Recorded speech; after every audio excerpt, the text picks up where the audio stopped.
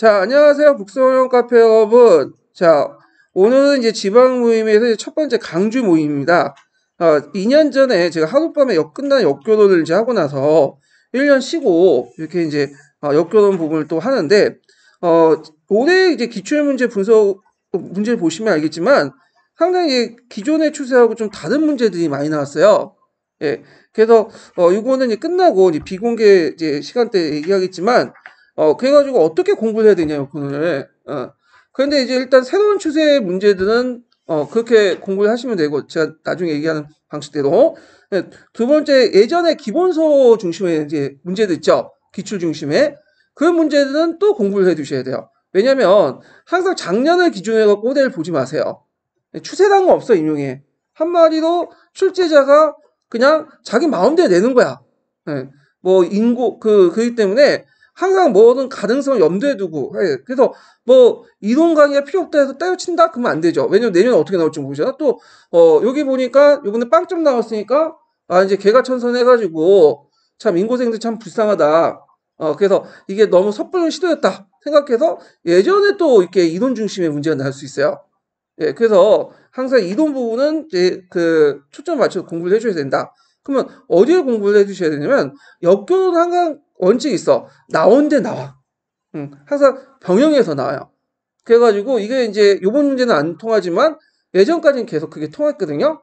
그래서 나올 만한 기출 주제들 빈들 뽑아가지고 공부를 해주시면 상당히 효율적이에요. 그래서 세계에서는 한국사 같은 경우에는 좀 이상한 데 많이 나오는데 역교는 좀 예측 가능한 부분이에요.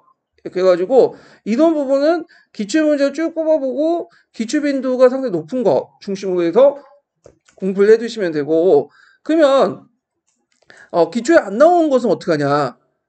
그럼 포기하세요. 그거 가지고 공부하고 1, 2점 맞춘다고 해서 그 점수가 합격하는 게 아니거든요.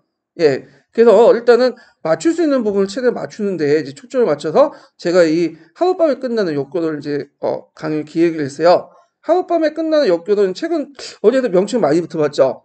예. 그래서 하룻밤에 있는 일본사, 이런 중국사 그런 게 있는데 제가 하룻밤에 있는 일본사를 보고 참 상당히 줄기를 잡았거든요. 예, 일본 사람이 쓴 책에서 그런지 몰라도, 그걸 이제 제가 오마주 해가지고 이렇게 하룻밤에 끝나는 역교론 해서 테마별로 이렇게 했거든요. 그래서 여기에서 많이 이제 빠진 부분도 있어요. 제가 이제 다 다루지 못하고. 근데 그거는 제가 작년에 강독 강의라든지, 기본서 강독 강의라든지, 그 다음에 그 재작년 기본 심화 강의에서 다 한번 다뤘기 때문에 이런 것들 이제 좀 보고 보충해 주시면 될 것 같아요.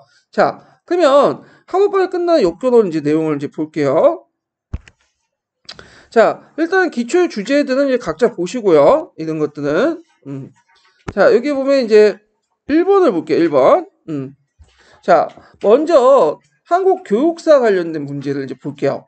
그래서 한국 교육사 관련된 문제는 이제 파란 책하고 남색 책에 있는 문제인데 이게 은근히 한 문제씩 가끔씩 튀어나와요. 한 4, 5년에 한 문제씩 나오더라고요. 그래서 그 나오려면 항상 정해져 있어요. 동문선수, 국사교본, 동국사약 이렇게 있는데 여기 보면 이제 그 동문서습하고 이제 그 뭐냐면 국사교본, 동국사약은 이걸 꼭 한 번씩 이제 정리를 해서 보셔야 되는데 그 내용을 이제 보면요. 먼저 동문선습을 볼게요.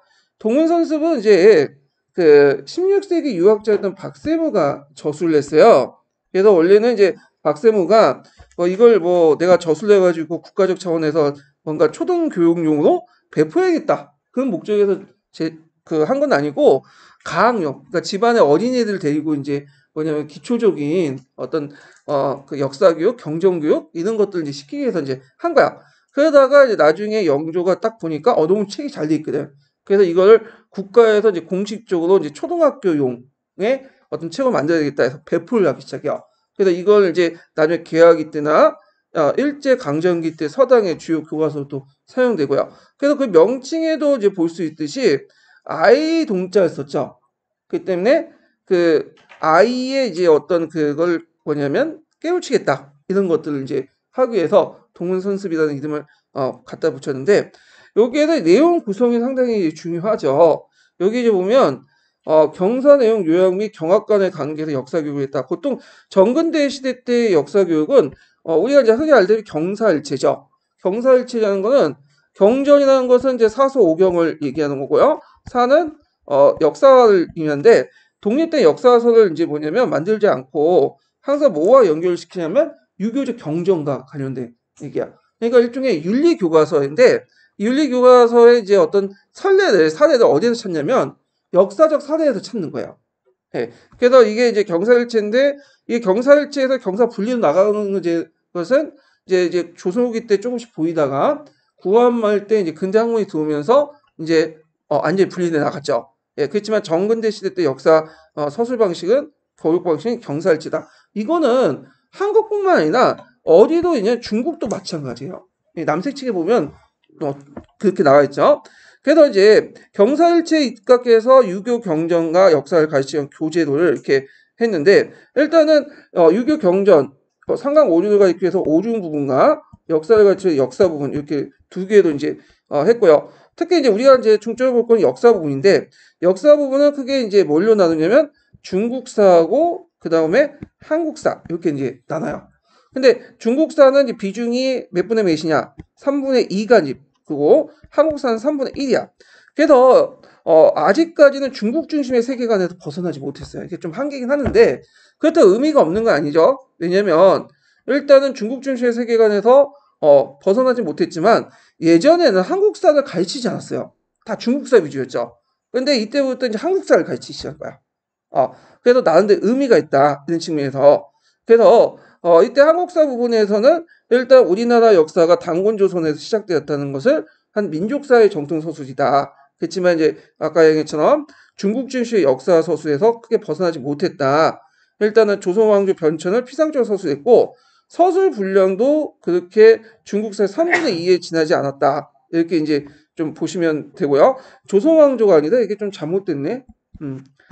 여기 조선왕조 변천인데 이거는 이제 그 우리나라 그 역사의 변천이죠. 예, 그러니까 조선 왕조를 포함해가지고 우리나라 역사의 변천 과정 있죠. 예, 그래서 이제 있고 그래서 이제 서술 분량도 중국사의 3분의 2에 지나지 않았다 이렇게 보시면 되고요. 그 다음에 이제 소중화 관념과 기자에 의해서 우리나라 풍습이 교화됐다. 그러니까 단곤조선은 우리의 혈통이고 문화적인 어떤 뼈대는 어디에서 찾은 거죠? 기자에서 그런 거야.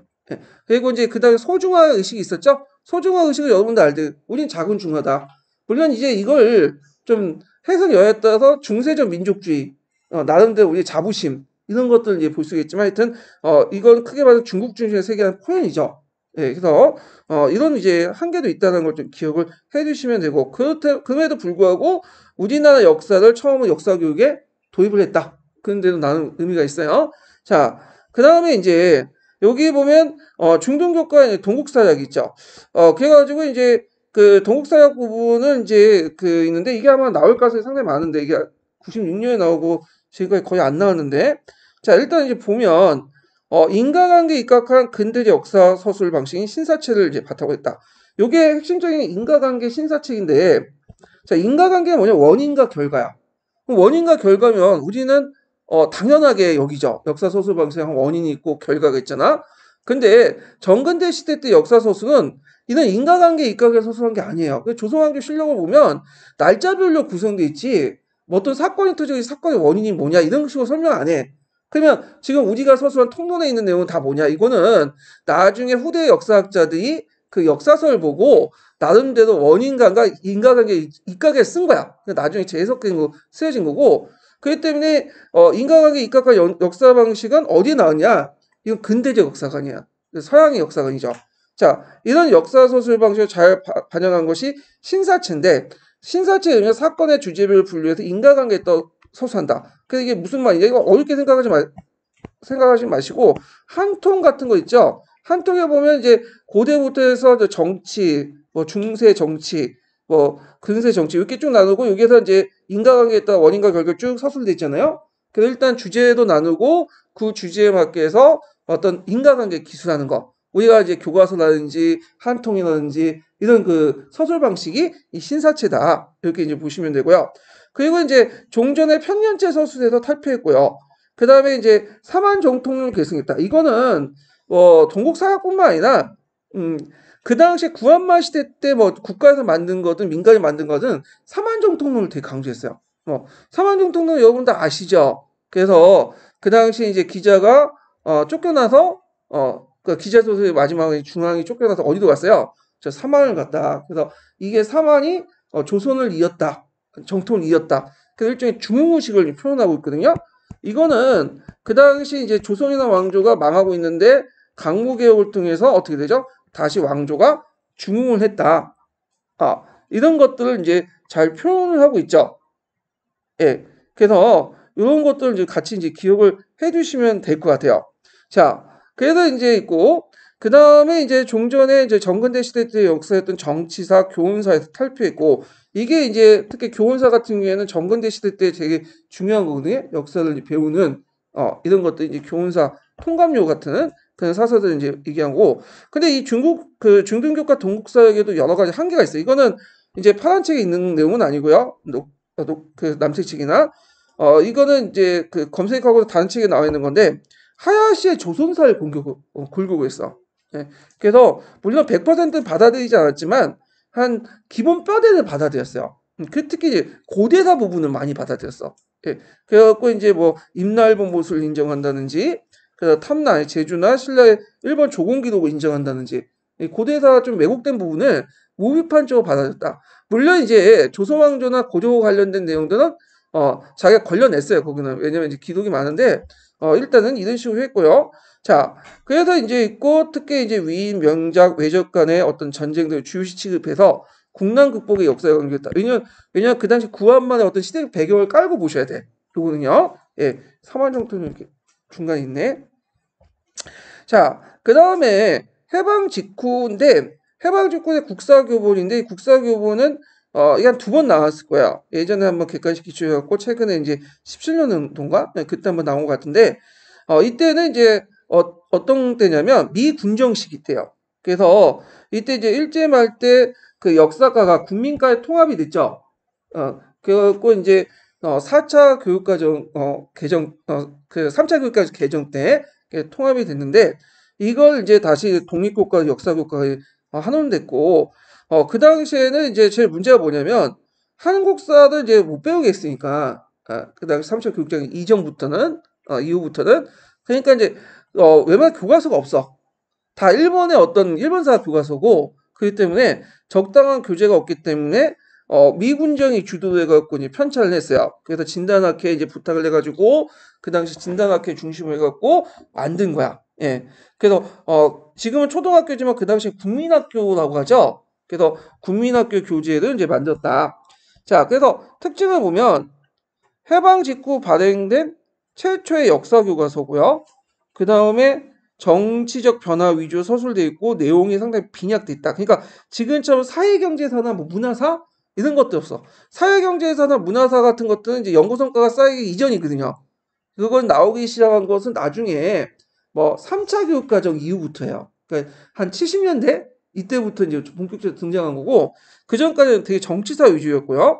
그 다음에 본문만 있어. 그러니까 우리가 이제 교과서 펴보시면 뭐 심화학습이나 보충학습이나 학습자료 그런 게 전혀 없어요. 예, 단순하게 구성되어 있고요. 그 다음에 우리나라 역사의 근대적 모습을 서술하지 않다. 왜냐하면 이제 이거는 약간 이제 진단학계 사람들이 되게 일본인 교수 밑에서 배웠던 사람이기 때문에 의도하지 않지만 그들의 시각이 좀 묻어 있어. 한국은 좀 정체돼 있고 조선 후기 때 사회 발전이 낮았고 뭐 이런 게 있었고 근데 이제 어디를 강조하냐면 고대사를 강조해. 어디냐 거의 고대사가 60%야. 지금은 좀 약간 거꾸로 됐죠. 근현대사를 강조하는데 왜냐 우리가 뭐냐면 내세울 만한 것이 어디예요? 그래서 강개토대왕 장수왕 그런 데밖에 없거든. 그러니까 거기 강조하는 거야. 왜냐 근현대사는 너무 이렇게 처절했잖아요. 그 아픔의 역사를 다시 드러내기 힘들고 좀 자존심 상하잖아. 예. 자 그렇게 이제 해서 이런 고대사를 강조했다. 자 그렇지만 이제 단점이 되게 많죠. 일단 민족 입장에서 역사 서술했지만 사화나 단쟁을 강조했고 역사 변화의 외국의 영향, 특히 일본의 영향 같은 것들을 중시하는 일제 식민사회에서 벗어나지 못했다. 그 이유는 진단학회 그 여러 사람들, 이 사람들이 이병도나 이런 사람들이 그 일본인 학자들 밑에서 배웠기 때문에 알게 모르게 그런 시각이 묻어나왔다. 예, 또 그들의 제자들과 제자들이 또 와가지고 했기 때문에 한동안 이제 그런 시각들에서 벗어난 데는 상당히 오랜 시간이 걸렸다. 이렇게 좀 기억을 해두시면 될 것 같아요. 자, 그러면 일제시대 조선교육령 보죠. 조선교육령도 한번 나올 때가 됐어요, 이것도. 그래서 이번에 나올지는 잘 모르겠는데 일단은 나올 때가 됐어요. 자, 이 조선교육론은 역사교육론에도 나오고 어디도 나오죠?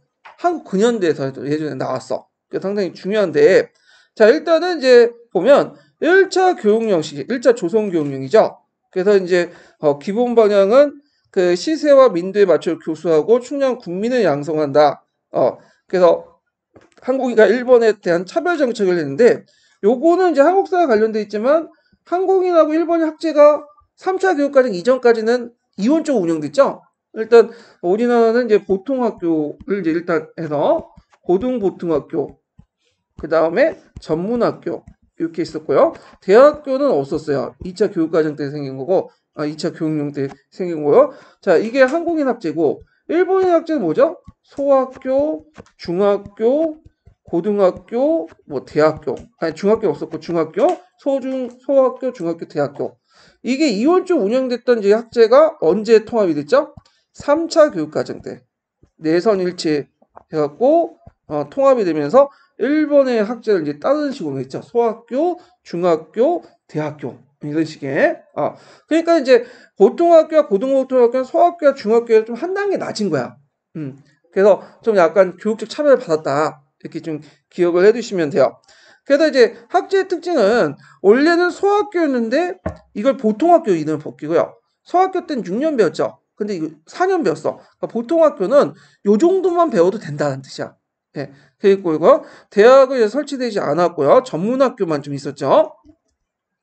자, 그래서 역사교육 같은 경우 보면 1차 조선교육령에서는 이제 한국사를 안 배웠어요. 그래서 일본의 정통을 강조하고 일본사 세계사의 주요 사실 이해하고 있었고, 그 다음에 또 이제 그 고등보통학교에서는 그 중요한 것은 이제 여기도 이제 되는데 그 1차 조선교육령에서 교육령에서는 일본사조차도 독립교과로 배우진 않았어요. 그거는 일본어 배울 때나 문학 배울 때 뭐 이런 게 섞여서 배운 거죠. 예.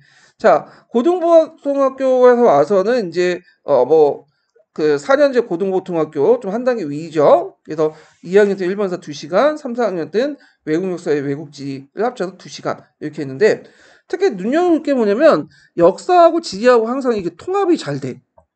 이게 이제 잘 보이는 것이 3차 조선 교육령이 있거든요. 예, 이거는 또 나중에 이제 그 3차 조선 교육과정에도 나오고, 예, 통합이 잘 돼, 역사하고 지리하고. 융합형, 이렇게 이제 보시면 될 것 같고요. 자, 그 다음에 이제 1차 조선 교육 개정을 보세요. 자, 여기에서 이제 딱 중간에 뭐가 있었냐면, 1919년에 뭐가 있었죠? 3.1 운동이 있었어. 그래서 조선교육령 개정이 있었어. 우리도 지금 개정이 있잖아요. 그래서 7차 교육과정은 15년 개정 이렇게 있고 여기에서는 개정이 2개 나와요. 나중에 1차 조선교육령 개정과 그다음에 뭐 그 뒤에 있는 이제 3차 조선 개정 이렇게 나오는데 실제 개정을 찾아보니까 한 7개, 8개, 8번의 개정이 있었어요. 근데 이건 다 필요 없으니까 이제 중요한 것만 이제 여기서 짚어 넘어가는데 자, 1차 조선교육령 개정 때는 3.1 운동이 나오니까 이제 무단 통치에서 뭘로 바뀌었죠? 문화 정치로 이제 바뀌었고 그에 따라서 이제 2차 교육령 넘어가기 그 가독으로서 그 뭐냐면 부분 개정이 있었어요. 그래갖고 여기다 학제가 좀 해서 보통학교는 예전 4년을 했죠. 근데 다시 6년을 연장을 했고요. 그 다음에 이제 5학년과 6학년 때 주당 이제 독립된 교과서를 이제 만든 거예요. 역사 과목을. 예전 역사 과목을 일본어, 국어에 이제 포함시켜서 뭐 이런 식으로 배웠는데 역사 과목을 편성했고 그 다음에 이제 역사교에서 크게 일본사 중심과 이제 그 뭐냐면 한국사를 같이 했어. 그래서 일본사는 중심이었고 한국사는 정치 위주였고요. 그 다음에 요때 이제 보통학교 교재로서 뭘 사용했냐면 국사 교재인 심상소학 국사와 한국사 교재였던 그 심상소학 국사 보통 교재 이렇게 이제 사용을 했어요. 근데 여기에 좀 눈여겨볼 게 뭐냐면 일단은 이제 심상소학 국사 보통 교재 또는 보충 교재라고 또 하는데 이게 왜 의미가 있냐면 일제가 우리나라 통치하는 동안 유일하게 독립된 한국사 교과서가 이것밖에 없어요. 그래서 심상소학 국사 보통 교재. 요 하나밖에 없고 나머지는 다 나중에는 통합 교재야. 통합. 일본사 할 때 한국사 같이 있는 거. 이런 식의 통합 교재거든요. 자, 그다음에 2차 교육령을 보면요. 일단은 이제 기본 방향은 한국인과 일본인에 대한 차별 없애고 같은 국민으로서 동등하게 대한다. 일신 동의라고 하죠. 근데 이거는 표면적인 거고요. 실질적으로는 좀 다르죠. 왜냐면 이원적 학제 그대로 유지됐었고. 자, 학제 특징은 보통학교 6년, 고등보통학교 5년, 그 다음에 여자 고등보통학교 4, 5년. 요게 눈여겨볼 것은 이제 대학 규정이 마련됐다. 그래서 경성제대 성립이 이때 경성제대라는 것은 경성제국대학으로서 일제 국립대학교인데 일본 그 제국지 시대 때 7개가 있었어요. 그 중에 하나가 이제 경성제대야. 그러니까 여러분도 알다시피 이건 뭐죠? 그 당시 밀립대 설립 운동이 일어나니까 그거에 대항차원에서 이제 한 거고 거기에 입학생들 보면 되게 웃기죠. 3분의 1은 일본인, 3분의 1은 조선인, 그 다음에 3분의 1은 일본에 사는, 조선에 사는 일본인. 이런 식으로 이제 구성이 됐어요. 자, 그 다음에 이제 있고 역사교육 같은 게 도덕교육과는 수신과 영역. 이거는 아직 경사일치 비슷한 그런 건데, 고등학교에서는 당연히 일본사 중심의 이제 국사. 이때 국사 국어는 일본사 일본어예요. 예. 그래서 주당 2시간씩 배당하고, 그 다음에 일본사의 주요 사실을 가르치고 한국사의 대강을 알 수 있도록 규정했다. 그래서 이제 앞에 이제 보통학교 국사단 단일 교재를 사용했고요. 앞에서 이제 했던 이제 심상 소학 국사가 있었는데 요거는 총독부에서 만든 게 아니라 일본에 사용했던 교과서를 그대로 가져온 거예요. 이걸 그래서 새롭게 총독부에서 만들었어. 그래서 요때 보통학교 국사 내용은 일본사 한국사를 같이 집어넣어. 왜냐면 일본에서는 그렇게 할 필요 없겠죠. 근데 요거는 이제 필요가 있으니까 이제 이렇게 따로 총독부에서 만든 거고. 그래서 일본사를 이제 가르친 다음에 한국사는 이제 일본사 관련된 내용들 이런 것들을 같이 연계시켜서 가르쳐. 그러다 보니까 한국사 교육이 체계적으로 이루어지지 못했다. 이런 것도 있고요. 그다음 고등고등학교에서는 이제 이것도 뭐 역사 지리를 서로 합하는 이제 교육을 이제 실시했다. 이렇게 이제 보시면 될 것 같아요. 그래서 국사는 일본사와 한국사를 함께 가르치고 세계사는 세계의 주요 변화를 중심으로 인문의 발달과 일본 문화의 관계에 있는 사적 대요.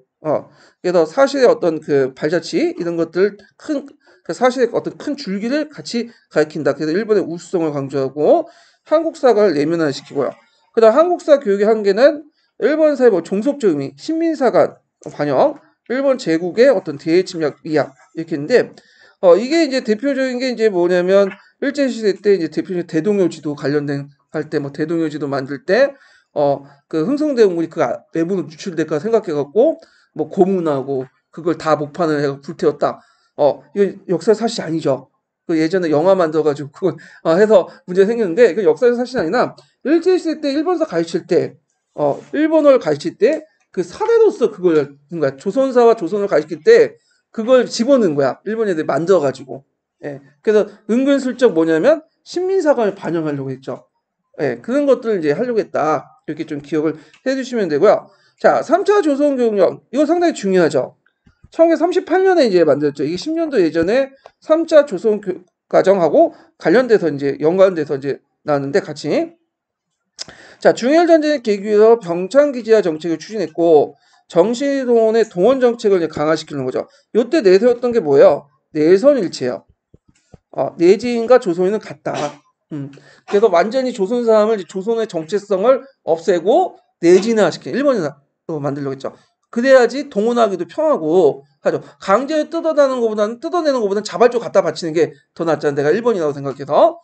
그래갖고 내선일체에 입각해갖고 이제 보통학교와 소학교, 고등학교, 중학교, 그 다음에 여자 고등학교와 고등여학교 이원화되는 것을 일원화시켰어. 그래서 소학교, 중학교, 고등여학교 이렇게 일본 학제도 일원화시켰어요. 이렇게 있었고 그 다음에 예전에는 조선어를 이제 가르쳤죠.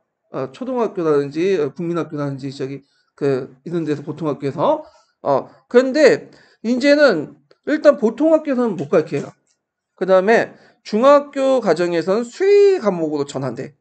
소학교에서는 못 가르치게 하고 수의 과목이란 뭐예요? 외국어처럼 선택 과목이야. 선택 과목. 이렇게 이제 하고 그래서 이제 완전히 일본어를 이제 사용하도록 하는 거야. 예. 그래서 학교 안에서 일본어를 쓰고 근데 그거는 이제 아까 말한 것처럼 한국 사람, 일본 사람을 만들려고 했는데 그렇게 성공적이지 못했어요. 왜 그러냐면 그 당시에 소학교 정도 들어갈 수 있는 거는 상위 10% 20% 경제적인 어떤 능력이 있어야 돼. 근데 되게 7, 80%는 소학교도 못 갔어요. 그러니까 이 사람들이 이제 쓰는 말이 뭐예요? 일본어 모르죠. 그러니까 조선말만 계속 쓰는 거야. 그러다 보니까 이제 나중에 일제 그 침략 전쟁 때 병창 기지화 정책 할 때도 동원하려면 어쩔 수 없이 뭘 써야 돼? 조선말 쓰고 한글 써야 돼. 왜냐면 일본말 쓰고 쓰면 못 알아들어. 예, 그래서 그런데 하여튼 자, 그다음에 역사 교육 같은 경우에 소학교에서는 보통 학교 국사를 이제 초등 국사로 개정을 하고 이때 국사단은 일본사예요. 아예 한국사 단어를 없앴어요. 그래서 일본사 가르칠 때 한국사 임의도 삽입. 예전에는 일본사 한 단원 가르치면 일본사 연결된 한국사 한 단어 가르치는데 아예 그 단원 자체를 집어넣지 않았어. 그래서 예를 들어서 일본의 이제 전국시대, 도요토미 시대 할 때 뭐 잠깐 임진왜란 정도 다루는 그런 걸로 이제 했다. 그래서 이제 대외 침략을 합리화시키고 한국과 일본의 우호적인 모습을 상당히 강조했다. 이렇게 이제 보시면 되고요. 그리고 예전에 시험 문제 나왔던 게 이게 중학교 단계죠. 그래서 1학년, 5학년 때까지 역사지를 합하여 예전에는 서로 연계시켰는데 아예 합했어. 주당 3시간을 배치시켰다. 그 이유는 뭐냐면 그 당시 일본이 이제 중국을 막 침략하고 있었잖아요. 중일 전쟁 막 하고. 그러다 보니까 이제 일단은 아시아 역사를 이제 먼저 알고. 이때 아시아 역사는 뭐예요? 중국사야, 중국사. 중국사, 일본사 연결시키고 그다음에 얘네들 잘 키워갖고 이제 동원하려면 뭐 중국 침략하려면 뭘 알아야 돼요? 중국의 지리나 이런 것 좀 알아야겠죠. 그러니까 지리와 역사를 서로 연결시킨 거야. 그래서 이제 일본사와 외국사를 구분하고 그다음 일본사를 외국사를 연결, 특히 아시아 역사를 중시하면서 일본사 이해를 명확히 하게 하기로 역사의 사실을 중시했다. 뭐 이렇게 있고요. 그 다음에 중간에 4차 조선교육 넘어가기 전에 이것도 이제 시험 문제 가끔 나오는데 1941년에 3차 조선교육 개정이 나와요. 예. 여기에서 이제 소학교를 예전에 심상 소학교라고 했는데 소학교를 뭘로 바뀌죠? 국민학교로 바뀌어요. 국민학교. 예. 그래서 충량한 국민의 어떤 그 자질을 키우겠다 해서 국민학교 바꾸고 이게 명칭이 강복위에도 계속 가요. 그래서 1991년인가 92년 넘어가서 바뀐데 제가 학교 다닐 때는 이제 이게 저 사당 국민학교 나왔어요.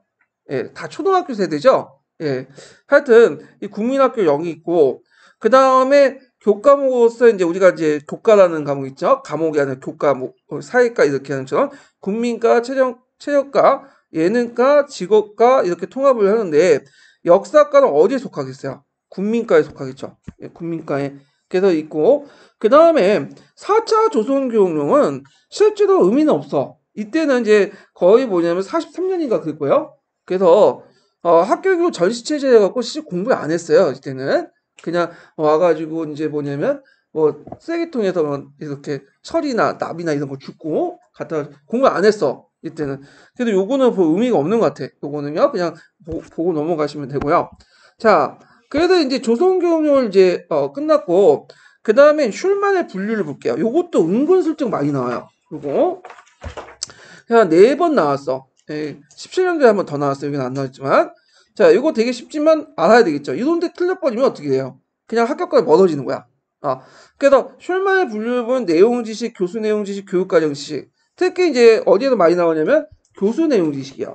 자, 근데 여기에서 이제 슐만이 강조하는 건 뭐냐면 그 어떤 번교과적인 내용을 강조하는 건 아니에요. 이 사람은요. 교과 나름대로 그 내용 지식이 있다. 그렇기 때문에 많이 알아야지 잘 가르칠 수 있다는 거야. 그래서 이런 것은 교수 내용 지식은 어느 정도 역사 교육과의 지식을 바탕으로 한 거야. 그래가지고 있는데 일단 그 내용 정의를 기억을 해두셔야겠죠.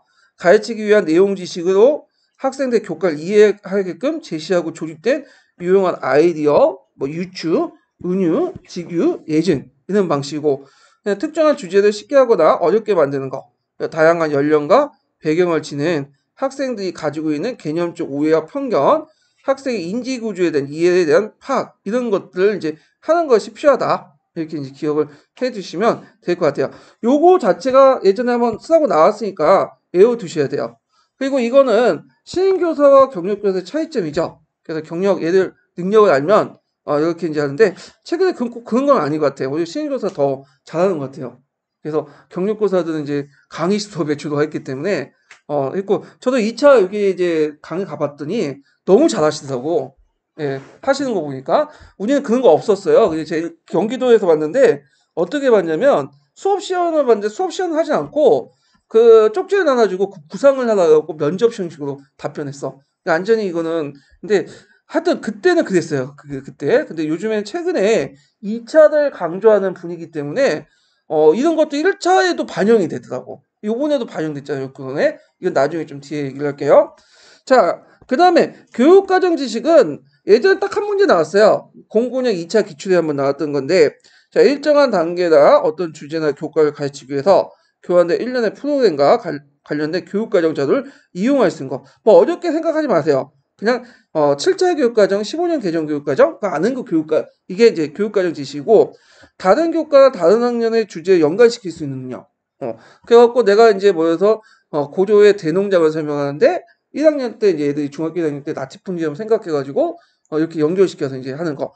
이런 것도 있죠. 그 다음에 이제 대공황을 가르치는데 디프레션 개념을 가지고 이제 얘기하는 거. 이런 것들도 이제 뭐냐면 교육과정 지식에 속하는 거야. 근데 시험 문제는 교수 내용 지식에 나온다. 이런 것들 같이 기억을 해 주시면 될 것 같고요. 교수 내용 지식은 범교과적 지식을 강조하는 게 아니라 교과 특정적 교수 지식이고 그 밑바닥에는 많이 알아야지 그 교과에 대해서 많이 알아야 잘 가르칠 수 있다는 걸 바탕으로 둔 거예요. 예. 그래서 가르치는 거하고 아는 것이 별개가 아니다. 많이 알아야지 잘 가르칠 수 있다. 그런 것들 이제 같이 연결시켜서 보시면 돼요. 자, 그 다음에 시대 구분을 보죠. 시대 구분은 최근에 거의 안 나왔어요. 이거는 객관식 기출에 좀 나왔거든요. 그 10년도 기출, 12년 기출에 나왔는데, 그러면 이제 최근 안 나오겠죠. 이렇게 생각하면 안 돼요. 왜냐면, 은근히 이제 10년 그 단위로 이렇게 내더라고 또. 그 요번에 시뮬레이션 나왔죠. 그래서 시뮬레이션 은근히 많이 틀렸는데, 이게 언제 나왔냐면 2000년도 기출문제 나왔어요. 2000년도. 찾아보면 있어. 근데 그 기출 문제 분석만 잘해도 풀 수 있는 거거든. 그 명칭하고 그 단계. 근데 그걸 놓친 거야. 파란 책만 있는 건데. 그 몇 점짜리 문제냐? 4점짜리 문제야. 피부색이나 여성학 문제, 이런 거 맞췄다고 합격하는 게 아니에요. 요걸 맞춰야 돼. 요걸 놓치면 합격까지 멀어지는 거야. 자, 하여튼, 그래서 이제 시대 구분도 예전에 나왔기 때문에 또, 딱딱 떨어지는 부분이 있어요. 그렇기 때문에, 뭐냐면 요번에 시험 문제 나올 가능성이 좀 있어. 이 남색책에 있는 내용이거든요. 그래서 꼭 외워두셔야 되는데, 시대 구분은 여러분도 알다시피 이제 그 수많은 역사적 사실을 이제 다 개별적으로 알기 힘드니까 고대, 중세, 근대 이런 시대 구분을 통해서 어떤 체계적으로 이해하는 데 목적이 있는 거죠. 그 필요성 때문에 생긴 거고. 그래서 이제 이 시대 구분은 당연히 역사의 관점에 따라 달라져. 그래서 그 역사가의 관점에 설정된 작업 가설에 따라서 역사의 사관과 밀접하게 관련돼 있다. 예. 그래서 시대의 지배적 사상과 관련된 역사의 해석과 판단이 크게 작용된다. 그래서 어떤 이념이나 특정한 어떤 관점에 따라서 시대 구분의 기준이나 이런 것들 내용이 달라지죠. 예를 들어 갖고 이제 중국 근대와 현대사를 나눌 때도 현대의 기준을 그 중국 국민당에서는 그 대만에서 어디를 강조하죠? 신해혁명을 강조하죠. 신해혁명. 그걸 가지고 근대 현대를 나누잖아. 근데 이에 반해서 저희 중국 공산당의 신해혁명을 강조하는 게 아니라 전 민족주의 참여 5.4운동을 강조해. 그 전에는 근대, 그부터 후대, 현대 이렇게 나누잖아요. 그래서 이렇게 이제 뭐 시대 구분도 이렇게 뭐냐면 달라진다. 이렇게 관점에 따라서 이렇게 볼 수가 있죠. 자, 그래도 이제 시대 구분의 대표적인 유형을 이제 보면 고대, 중세, 근대 부분 이건 삼부법이죠. 이건 언제부터 나왔냐? 여기는 안 나왔죠. 르네상스 시대부터 나왔던 거예요. 르네상스.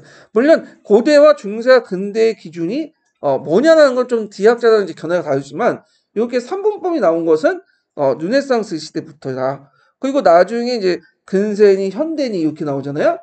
근세라는 개념은 이제 유럽에서 나온 건 아니고요. 이거는 일본 학계에서 나온 거예요. 동경학파인가 거기서 나와요. 경동학파에서 나오죠. 경동학파.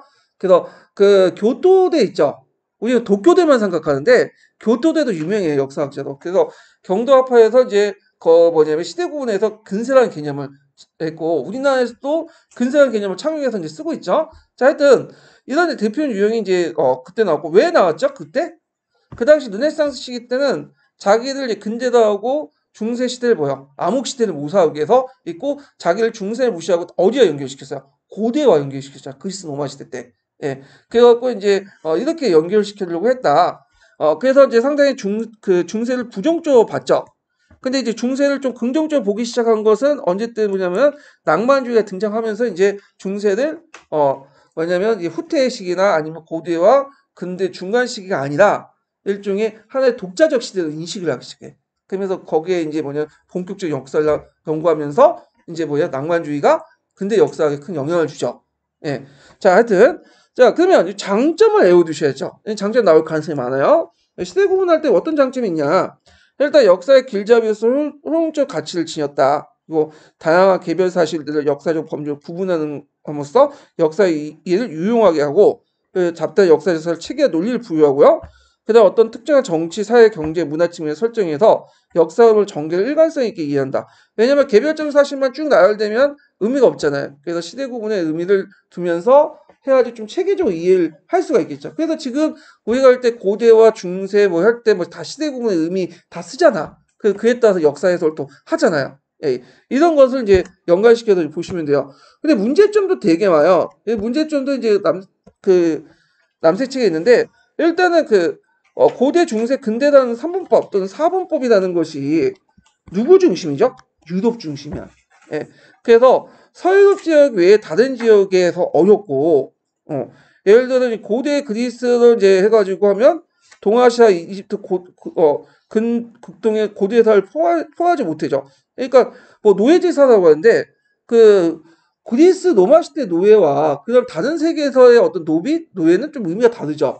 그리고 그들이 차지하고 있는 생산력 비중이 달라. 예를 들어 갖고 우리나라 같은 경우에는 고대 시대에도 노예가 그렇게 큰 노동력의 비중이 있었던 게 아니에요. 그다음 노비 정도인데 주요 뭐 자영농민들이죠. 그러니까 적응할 수가 없는 거야.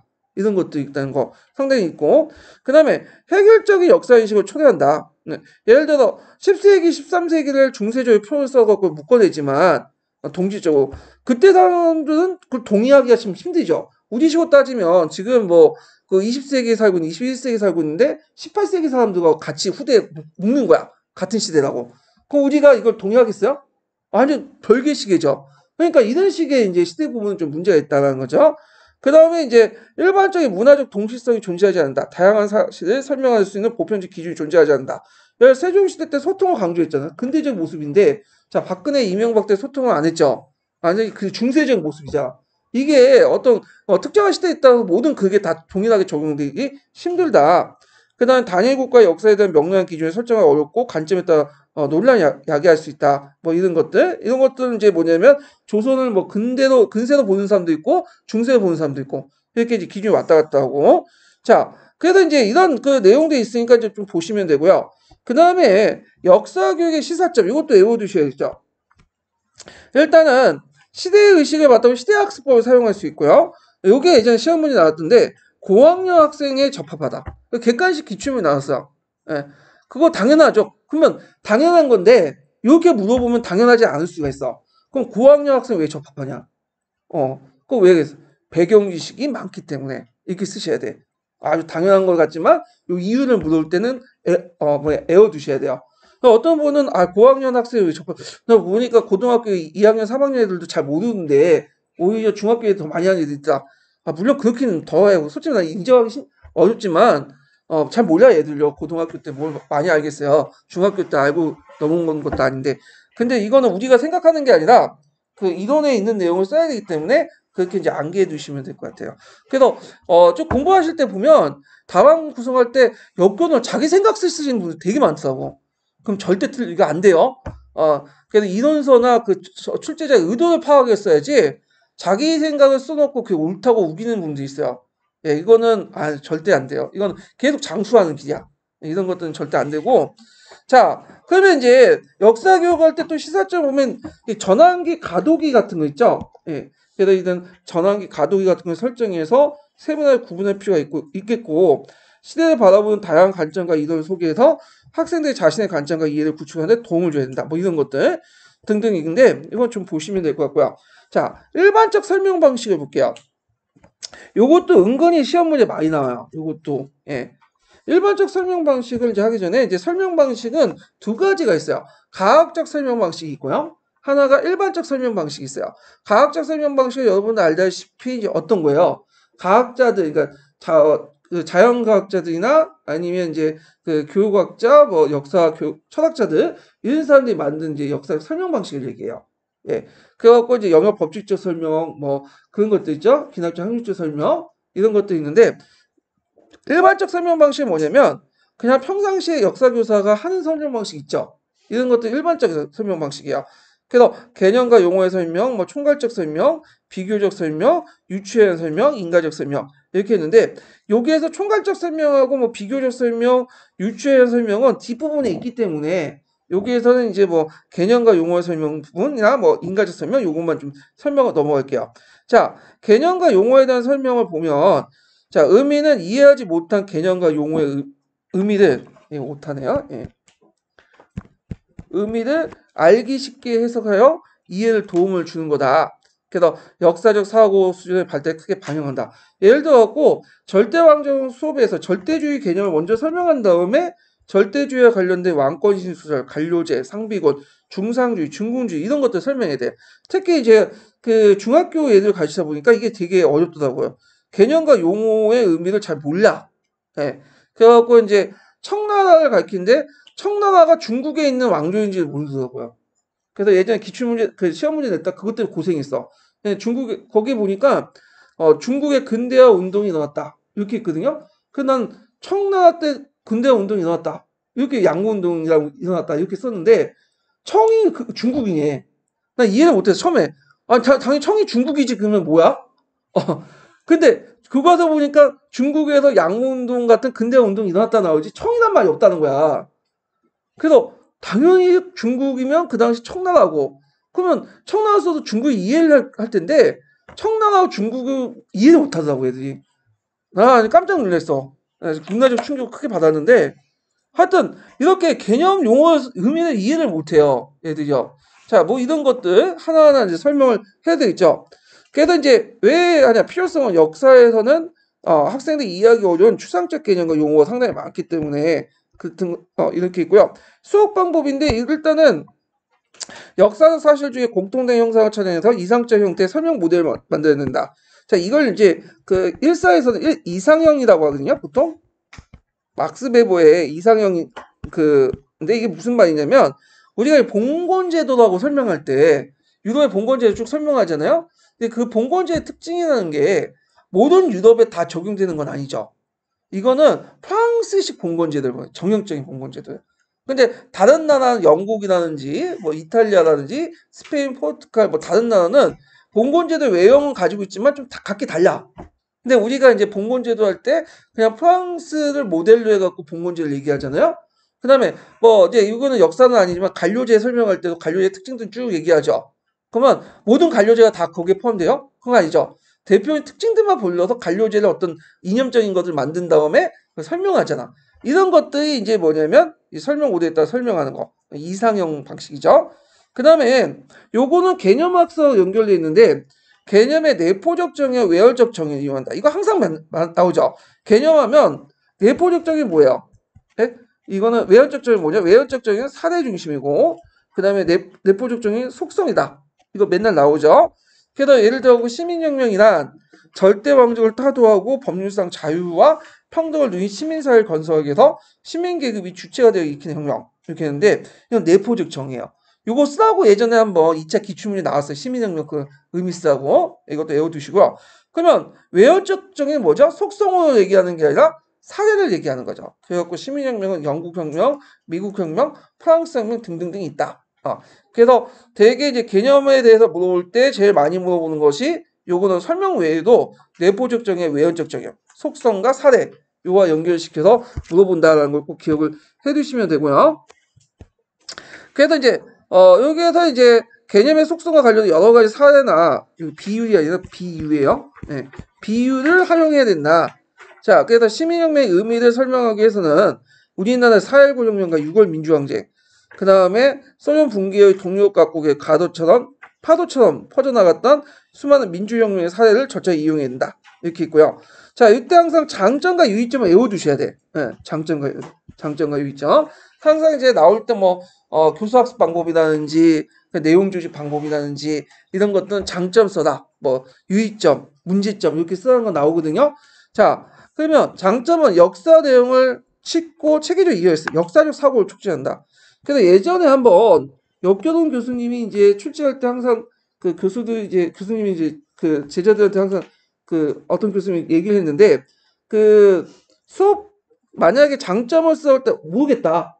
그럼 무조건 역사적 사고를 촉진시킨다 말을 쓰면 적어도 50% 걸려드는 건다 거야. 장점 쓸 때. 그러면 모르면 그냥 백지 내는 게 아니라 우리가 예를 보면 뭐 왕권 강화 뭐 중앙집권 맨날 쓰잖아. 그러면 하나 걸려들잖아. 그런 것이고 장점 쓰면 모르면 그냥 역사적 사고를 촉진시킨다. 이렇게 쓰시면 돼요. 예. 그러면 2점짜리면 1점짜리 이제 해갖고 1점 맞을 수 있는 그런 확률이 되게 높다. 이렇게 좀 기억을 해두시면 되고. 자, 유의점은 뭐냐면 개념과 용어의 의미는 시대와 사람에 따라 달라질 수 있다. 그래서 개념과 용어의 내포된 의미에 대해 정확한 정의가 필요하다. 자, 예를 들어 뭐 정보 강조와 침투 강조 다르죠. 예, 그 다음에 뭐 똑같은 이제 그 뭐래도 백정이라는 의미가 고려 시대하고 그 조선 시대 백정의 의미가 다르죠. 이런 것들이 이제 필요하다는 거죠. 자, 그 다음에 이제 유추적 설명 여기다 집어넣네 제가 여기다 설명하죠. 이 유추적 설명도 시험 문제 진짜 많이 나와요. 진짜 많이 나와. 되게 보면 유추적 설명 나오면 항상 그래. 요번 년은 좀 아니지만 예전에 이제 추세를 보면 유추 아니면 그다음 비교적 설명이야. 둘 중에 하나 꼭 집어넣어. 그래갖고 이제 이런 식으로 문제를 내거든요. 자, 유추 설명은 출판의 교육 내용 지식과 관련돼 있고, 그 다음에 형식적 조작기 때, 나중에 하지만 이제 형식 조작기 때 표현할래 모드에서 상당히 강조되는 것이 유추 설명이에요. 그 교수학습 방법으로.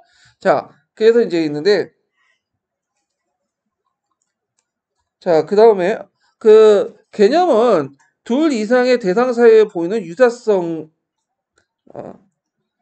그 관계된 암시나 인식의 추론, 사회생활 다각적으로 활용할 수 있고요. 그러니까 A와 B가 비슷하다면 A를 이제 모델로 해서 B를 이제 끌어다는 거죠. 그래서 기반사를 바탕으로 해서 포족사를 연결시키는 거고 그걸 통해서 그 일반성과 개별성 일반성과 연결시킨다. 예. 그래서 이제 요게 주의가 일반성 비슷한 거를 찾아낸다만 이렇게 하지만 그걸 통해서 뭐도 찾아내 차이도 찾아내요. 그러니까 유사점과 차이점을 이제 그렇기 때문에 유추적 설명은 또 뭐와 연결돼 있냐면 그 비교적 사고하고 비교 학습하고 연결돼 있어. 비교 학습하고. 예. 자, 그래서 이제 활용을 이제 보면요. 자, 사건의 기존의 지식의 경험을 바탕으로 해서 새로운 사건을 한 거야. 그래서 기반사회 같은 기존 알고 있는 거. 이고 그다음에 포적사라는 거는 알지 못하는 것을 있죠. 그래서 기존에 알고 있는 걸 바탕으로 해서 비슷한 것을 끌어다가 기존에 알지도 못하는 포적사를 이제 설명하기 위해서 이렇게 하는 것이 유추다. 이렇게 이제 기억을 해두시면 돼요. 그래서 유추의 사례가 이제 쭉 있거든요. 그래서 학생들과 친숙한 일반적 사례를 바탕으로 잘 알지 못하는 그걸 이제 추리하는 거 이런 것들이 이제 필요하고요. 그 다음에 이제 장점이 있고 단점이 있어요. 이것도 외워두셔야죠. 요거. 자, 생소한 역사적 사실을 익숙한 경험을 통해 새로운 역사적 사실 추리 유도할 수 있고, 그래서 학생의 관심과 흥미를 유발하여 학습 효과를 활용할 수 있고요. 이것도 이제 키워드인데, 나중에 설명했지만, 모르면 그냥 학생의 관심과 흥미를 유발시킨다. 이렇게 써도 돼요. 웬만하면 걸려들더라고. 역사적 사고를 촉진시킨다? 그리고 학생들 관심과 흥미를 유발시킨다. 모르면 그냥 이렇게 쓰시면 돼. 그러면 확률상 한 30%는 걸려들어. 이렇게. 그 다음에 이제 그 역사적 사실의 비교, 대조, 분석 등을 통해서 학생들 역사적 사고를 촉진시킨다. 요것도 나오죠. 역사적 사고 촉진.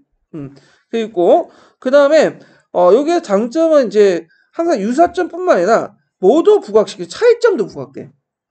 그래서 두 사건의 공통된 형상을 학습하면서 비교 특수성과 차이점을 파악하는데 그때 무슨 학습과 연결돼 있다? 비교 학습과 연결돼 있다는 걸 또 같이 기억을 해두세요. 자, 그렇지만 이제 장점보다는 시험 문제에 많이 나오는 것은 뭐가 많이 나오냐면 유의점 부분이 많이 나와요. 유의점. 요 부분이 되게 많이 나오는데 요거는 진짜 한 두세 가지는 외워두셔야 돼요. 여기는 시험 문제 많이 나오니까.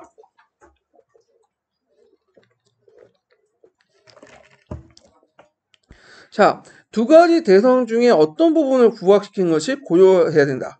그래서 예를 들어 갖고 이제 그리스의 이제 민주주의 설명할 때 직접적인 어떤 직접 민주주의를 부각시킬 것인지 아니면 어떤 남성 시민들만 참여하는 그런 모습들만 부각시킬 것인지 이런 걸 이제 명확히 좀 해볼 필요가 있고 그 다음에 설명 대상과 모델을 설정하고 구분 유의하고요. 그러니까 설명하다 보면 뭘 설명해야 될지 처음에 설명하는 것을 설명 대상을 뭐냐면 해야지 설명 모델을 해야 되는데 그러니까 설명 대상을 냈는데 모델을 이제 설명하는 거 헷갈릴 수 있어. 그 다음에 요게 또 중요해. 유추의 대상이 공통적인 차이점이 갖는 것을 성격을 파악하고요. 요게 예전에 시험 문제 나왔는데 학생들의 성행학습 정도, 경험의 양가치 고려 그리고 학생 친숙한 경험에서 출발해야 된다. 자 이게 이제 노란책에 나와 있어요. 그게 어떻게 나와 있냐면 노란책 예문에 보면 중학교 2학년 애들 가지고 이제 고려의 대농장을 설명하려고 해요. 근데 고려의 대농장 모르거든. 그러니까 기반서에서 뭘 끌어들이냐면 얘가 이제 중학교 1학년 때 세계사를 배웠으니까 나티푼디넘을 알겠지 하고 나티푼디넘을 가지고 이제 설명하면서 그걸 끌어다가 고려의 대농장을 새로운 것을 설명하려고 해. 근데 애들이 못 알아서. 네. 이건 뭐야? 유추가 뭐냐면 실패한 거야. 애들이 중학교 1학년 때 배운 걸 당연히 알고 있을 거라 생각하지만 실제로 몰라요. 중학교 애들은. 왜냐 암기 과목이라 생각하기 때문에 중학교 애들은 1학년 때 배우면 거기 끝나는 거야. 그러면 다시 설명해야 돼. 예. 하여튼 이제 유추가 이제 이게 뭐냐 유추가 실패한 이유가 뭐냐면 이런 학생의 친숙한 경험이나 선행학습 정도나 이런 것들 잘 파악을 못했다. 이런 게 이제 꼭 기억을 해주시면 되고요. 자, 그 다음에 유추 자체가 설명식 수업에서 하기 때문에 자발성을 유도하기 힘들어요. 그리고 학 교사의 의도와 달리 유추를 할 수 있다는 것, 다른 식으로 해석할 수 있다는 거죠. 예. 그래갖고 예를 들어 뭐 이거는 좀 약간 다른 건데 좀 TV에서는 범죄 행위를 방지하기 위해서 이렇게 했는데 오히려 모방 범죄가 늘어나는 것처럼 원래 유도하지 않는 유추 그 방향으로 학생이 딴 생각을 할 수 있어. 예, 은근히. 예. 그래서 이제 이런 것도 있고요. 자, 인과적 설명도 예전에 객관식 기출문에 자주 좀 한두 문제 나왔던 거죠. 자, 장점을 보면 역사적 사건의 배경을 관련시켜 깊게 이해하고 인과관계가 역사적 탐구의 주요 과정을 인식시키고요. 그래서 이것도 역사적 탐구력과 역사의식을 수준. 물론 모르면 이제 역사 사고력, 탐구력 이렇게 쓰시면 되고 원인의 다양성과 상대성에 대한 인식을 통해서 역사 해석의 다양성을 인식할 수 있다. 그래서 여기는 안 나와있지만 근인하고 뭐 원인도 있고 이런 거 있죠? 가까운 원인과 먼 원인 이런 식으로. 근데 유의점 보면 원인 선정 과정에서 역사가 역사 교사의 관점과 가치관이 개입될 수 있죠. 제가 예를 들어서 프랑스 대혁명에서 경제학자 입장에서 볼 때는 뭘 강조하겠어요? 예, 뭘 강조하죠? 당연히 그 재정 파탄 이렇게 생각하고 저 사상가나 이런 사람들 입장을 때는 저 계몽사상 이렇게 하죠. 예, 그래서 난 요번에 시험 문제 나올 때 그거 참 빠르게 느낀 게 노예제에 관련된 문제 있죠. 노예제 나올 때 이걸 볼 때 처음엔 저는 피부색이라고 생각했어요. 저도. 근데 이제 잘 읽어보니까 그 다 예문이 피부색은 하나의 핑계에 불과하고 실제적 이해관계를 중요시 여긴다. 그래서 다른 관점 보니까 피부색이 중요한 게 아니라 경제적 이해관계 본 거야. 예. 근데 그 교수님은 어디를 봤냐면 피부색에 받친 거야. 인종차별 문제. 그러니까 이제 일종의 뭐가 들어간 거죠? 그 노예제 가치관이 개입된 거죠. 예. 근데 문제를 이렇게 냈으면 그 다 예문을 좀 더 명확하게 냈어야 되는데 이게 중의적으로 해석할 수 있는 부분을 이렇게 냈기 때문에 문제가 있는데 참 아쉬워요. 왜 이렇게 냈는지. 예, 따질 수도 없고. 자, 그렇게 있고 그 다음에 이제 학생들 성개념과 오개념 점검 및 수정 이렇게 있죠. 그래서 예를 들어 프랑스 혁명은 마리 앙뚜아네트가 사치 때문에 일어났다. 근데 실제로 마리 앙뚜아네트가 그렇게 사치한 건 아니었어요. 그리고 이제 그 대표적인 게 이제 마리 앙뚜아네트가 그 빵이 없으면 고기 먹어야 된다. 이런 식으로 다 이거 뭐야 구라야. 만들어낸 얘기야. 왜냐하면 그 여자 그런 얘기 안 했는데 그 반대측에서는 이제 그 당시 오스트리아 그 왕비에 대해서 별로 좋지 않은 감정이 있었거든요. 그러니까 그거에 대한 이제 반감을 이용하기 위해서 만들어낸 거죠. 그래서 프랑스 혁명은 그 여자 때문이다. 이런 식으로 얘기를 하는 것은 좀 약간 잘못된 오개념이죠. 이런 것들을 하는데 이런 오개념들 왜 생기냐면 대중매체나 이런 것들 때문에 형성돼. 대중매체나 뭐 일베라든지 그 사이트죠. 예, 그런 것 때문에 잘못된 오개념들이 상당히 많다. 이런 것들 점검하고 수정을 해야 된다. 그래서 원인은 상당히 역사의 원인은 다양하고 복수한다. 여러 가지가 있을 수 있다. 이것이 이제 과학적인 어떤 인과관계에 다르죠. 과학적 인과관계에서 원인이 하나죠. 필연적이죠. 근데 역사에서는 원인이 상당히 다양하고 주관적인 어떤 가치 기준에 따라서 그 원인도 다양하게 비중을 둘 수가 있다. 예, 이렇게 이제 보시면 될 것 같아요. 그래서 이렇게 이제 보시면 되고, 그 다음에 랑케사학 보죠. 랑케사학. 이 랑케사학은 기출 빈도가 상당히 높아요. 근데 최근에는 좀 안 나와. 예. 그렇지만 또 나올 수가 있어. 이 부분이 상당히 중요하기 때문에. 요거는 파란 책하고 남색 책을 기준으로 이제 보시면 되겠죠. 자, 일단은 보조각의 등장으로 역사 기동에 진입 판별이 가능하다. 그러니까 19세기 중반에 들어가면 주변에 이제 여러 학문들이 발달돼요. 그래서 고문서 연구학, 그 다음에 연대학, 고문 판도학, 금속학, 이거 외적 비판할 때 다 필요하죠. 예. 거기다가 또 뭐냐 전문 역사가들이 등장을 하기 시작해. 그럴 수밖에 없는 게 그 당시에는 낭만주의가 부각되고 역사주의가 등장하면서 이제는 역사학을 학문으로 이제 보기 시작해. 그래서 역사적인 담론과 문학적 담론이 구별되기 시작해. 예전에 역사와 문학이 일치돼 있었잖아. 예, 그런 것도 있고요. 그래서 이제 우리가 이제 알고 있는 뭐 외적 비판이 내적 비판 다 누가 기초를 닦은 거야? 랑케가 기초를 닦은 거야. 자, 그래서 이제 사료 비판 분석력에서 상당히 깜짝이야. 예. 사유 비판과 분석 방법이 상당히 이제 있는데 이게 역사학의 독립을 깼어. 역사를 문학에 독립시킨 게 이 사유 비판과 분석이에요. 그래서 보통 한 학문이 성립되면 연구 대상과 방법론이 있어야 되거든요. 그런데 이 방법론을 마련했던 사람이 누구냐면 랑케예요. 그래서 랑케를 이제 상당히 중요한 사람으로 보고 있는데 역사학에서는. 근데 이제 랑케도 한계가 있어요. 뭐냐면 사료를 바탕으로 했지만 요 사료라는 것이 공적인 문헌사야. 그래서 어떤 민담이라든지 개인적인 사료는 인정을 안 했어. 근데 거기에 공적인 문헌사에 적혀 있는 것들은 뭐와 관련된 거죠? 되게 정치사, 외교사, 제도사 이런 것들이야. 뭐 경제사, 문화사 이런 것들은 뭐냐 안 나오죠. 그러다 보니 이런 것들은 뒤에 이제 신문화사, 신사학에서 이제 되게 강조했던 거고. 그 다음에 랑케가 항상 나오는 이거는 자아소고. 역사가는 과거를 판단하지 말고 그 사실 자체를 해야 된다. 역사를 좋을 때 사를 통해서 얘기하는 거지 거기에 자기의 주관이 들어가면 안 된다는 거야. 이거는 역사학이 제대로 판단하지 못해. 역사학이 아니다. 그래서 과거를 판단하지 말고 그것이 어떻게 이런 사실 팩트 체크를 강조한다. 거죠. 물론 그거에 대해서 이제 그 당시에 동시대였던 크로체나 이런 사람들, 콜링우드나 이런 사람들 반대하죠. 크로체는 이런 역사학을 뭐라고 했어? 연대기지 역사학을 다 죽은 역사다. 그래서 역사라는 것은 어떤 역사가의 어떤 살아있는 숨격이 부여되지만 이건 진짜 역사지. 이건 다 죽은 역사다 이렇게 비판했잖아요. 이 간념론자들 역사학자들은 좀 다른 견해가 있는데 그렇지만 주의할 건 간념론자 역사학자도 팩트를 무시한 건 아니에요. 사료 바탕으로 한 건데 거기에 뭘 붙인 거야? 주관적 해석이나 의미를 또 강조한 거죠. 자, 그래서 이제 있고 역사주의 태도였다. 역사주의라는 말은 뭐냐면 이거 많이 들어봤을 때 19세기 때 독일에서 이제 강조하는 보편성을 거부하고요. 뭘 강조하냐면 거부하고 개별성을 강조해. 이것이 경제학이나 법학이라든지 뭐 역사학에 다 적용되거든요. 예전에는 그 예를 들어서 보편적인 일관성, 그래서 뭐 계몽, 뭐 이런 것들, 진보 이런 것들 강조되는데 그렇기 때문에 근대를 강조하고 중세를 무시하고 근데 이제 중세를 이제 근대의 어떤 뭐 가독이 요 정도만 생각했는데 개별성을 강조하다 보니까 그 하나하나가 중요한 거야. 시대. 그다음에 중세도 어떻게 되죠? 연구 대상이야. 중세도 근대 상관없이 그 자체가 중요한 거야. 그래서 이런 개별성을 강조하는 것이 역사주의 태도예요. 이런 것들이 낭만주의와 플러스 돼가지고 근대 역사학을 낳는 하나의 계기가 되었다. 낭만주의에 연결돼서 이런 것들을 좀 기억을 해두시면 되고요. 그 다음에 아까 얘기했지만 이제 그 공적 문헌사를 강조하기 때문에 연구 대상이 국가의 정치나 외교사, 제도사였다는 거. 그러다 보니 국가와 시대를 널리 보급된 시대 정신에 의해서 지배했는데 이걸 랑케가 살았던 시대가 이제 그 당시 포리센이 막 통일했던 시대거든요. 그러니까 이제 그 당시 독일이라는 어떤 정체성이 없었잖아요. 독일이라는. 그러니까 역사를 통해서 독일이라는 정체성을 만들어 갔던 시기 때문에 이렇게 이제 랑케 역사는 좀 국가주의적인 어떤 역사가 좀 사로잡혔어. 약간. 예. 그래서 있고 근데 이제 또 특징이 뭐냐면 사료 비판과 분석을 통해 과학적 역사를 추구하지만 역사 서술 방식은 또 이상한 이야기체야. 내러티브죠.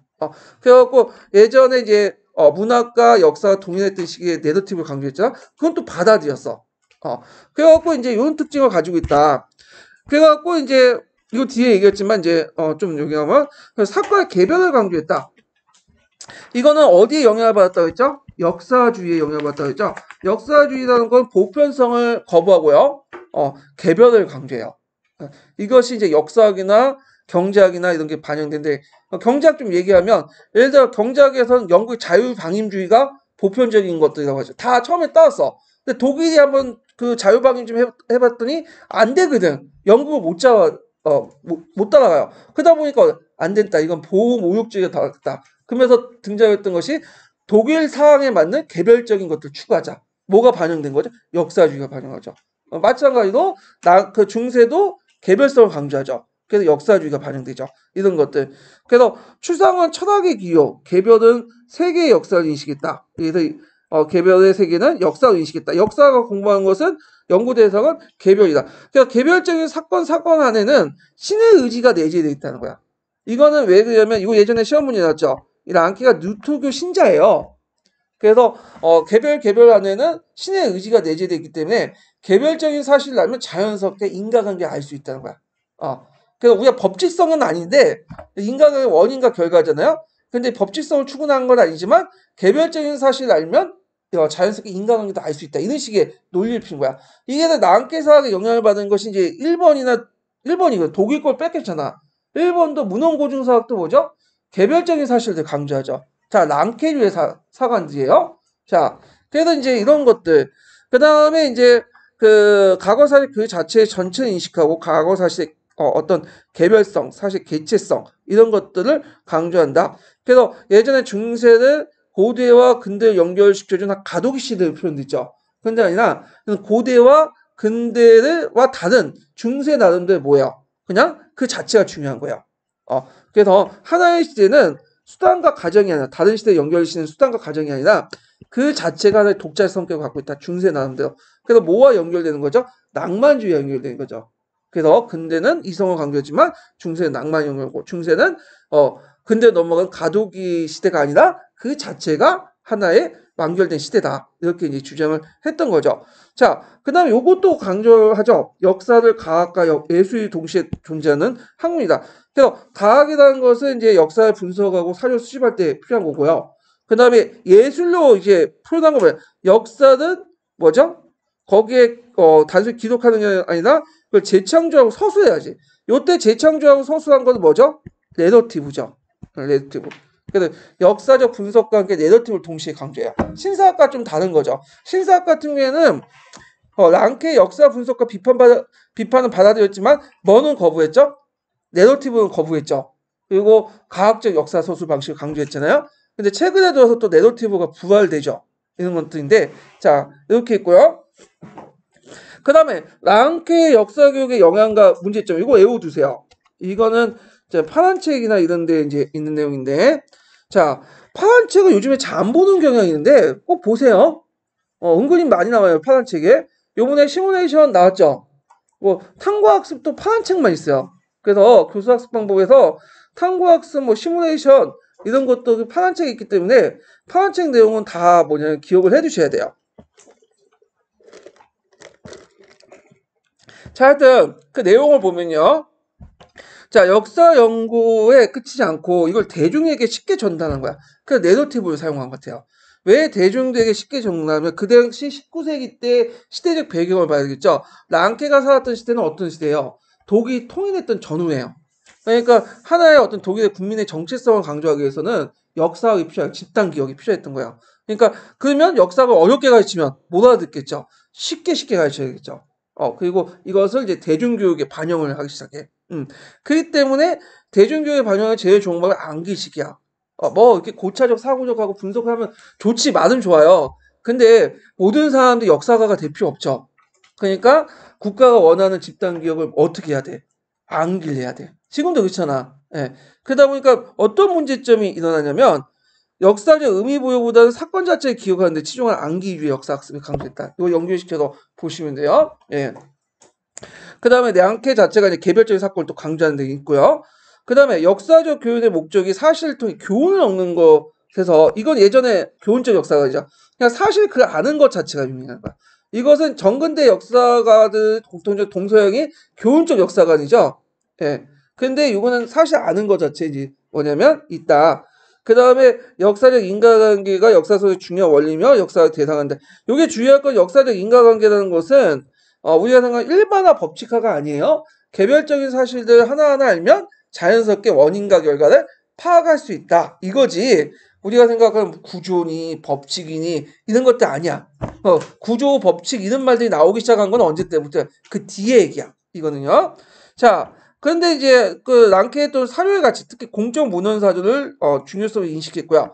그 다음에 역사 교육의 문제점을 보면 역사적 맥락이나 사회 구조 파악이 결핍됐다. 왜? 개별적 사실들을 강조했기 때문에. 그러니까 그 개별적 사실들 밑바탕에 있는 그걸 움직이는 어떤 보이지 않는 어떤 힘이라든지 이런 구조 같은 것들은 생각을 못했어.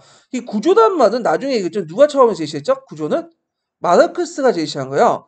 예. 그래서 마르크스가 제시했고 그 다음에 그걸 이어서 아날라파가 확대되고 역사학에 뒤에 얘기야 이거는 뒤에. 자, 그 다음에 이제 2번 설명 있고 그 다음에 공적 문헌 사료 위주로 하기 때문에 어떤 이제 다양한 자료를 활용을 못했죠. 그래갖고 뭐 민담이라든지 설화라든지 어떤 민간의 어떤 여러 가지 것들 못했죠. 그러다 보니까 문화사나 경제사나 이런 것들은 잘 다루지 못했어. 이런 건 뒤에 이제 다루기 시작한 거죠. 자, 그리고 공적 문헌사를 하다 보니까 거기에 뭐만 적혀 있어? 정치사를 중심이죠. 그러다 보니까 누구 중심이죠? 당연히 지배층의 역사 학습이었고 삶의 모습을 배우는 게 다양한 삶의 모습을 배우는데 어려움을 뒀다. 그래서 요 영향과 문제점 각각 한 두세 가지 좀 외워두세요. 두 개씩 외워두시면 될 것 같아요. 그래서 랑케 사업을 이제 좀 받고 그 다음에 좀 쉬었다가 간접론 역사학자로 넘어갈게요. 예.